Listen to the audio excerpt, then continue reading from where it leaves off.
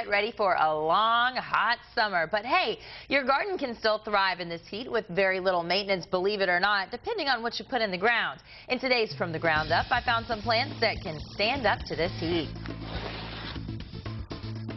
If you want a unique look in your yard that will have your neighbors oohing and ahhing without a whole lot of effort, we have a great idea for you. I'm here with Mary Mitchell from the Gardens at Blackhawk. Good morning to you. Good morning. So we're looking at a rock, a sedum, and a cactus garden here. That's right, a little bit of everything.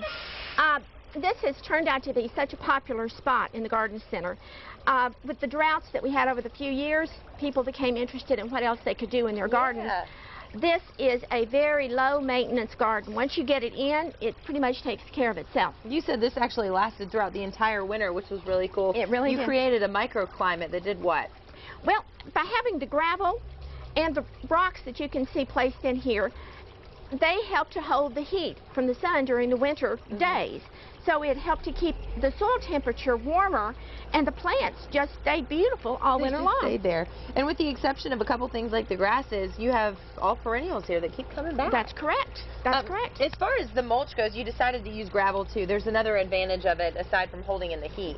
Yeah, it helps hold in moisture, but it also helps prevent weeding.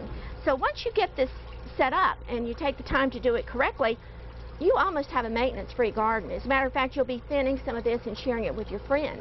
And one of the things that we actually could share with a friend is the aloe plant. We have a big one here, and then a smaller one over here. Let me show you how nice this is. You can always dig the little plants up and share it with your friends, but you've got instant first aid in your home. In case you have a nice little burns sunburn or and things like that. Whatever else, there's just a little dab it on. Ooh, it feels very nice. It really does.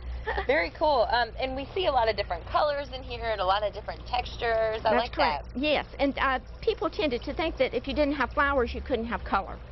And like I said, we have wonderful color here and texture. And let yourself go crazy. If you've got a broken pot at home and you don't know what you're going to do with it, bury the pot.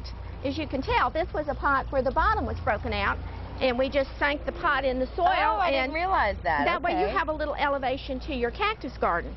You have little gnomes in there. I guess you can put all sorts of things in there. The children, we have to have those. The children love those. So one thing you have to look out for if you do have kids is if you have the cactus in there, they're a little prickly. You need to make sure that they stay away. That's right. And, you know, if you have real young children, you may want to wait and put cactus in when they're a little older. You know, there are so many varieties of big, beautiful cactus. So have fun with it. I'm thinking, too, that this would probably keep my dog out of my garden, too. Right? Yeah. You get in there one time and never go back. That's right. Absolutely. Mary Mitchell from the Gardens at Blackhawk, thank you so much. It's my pleasure.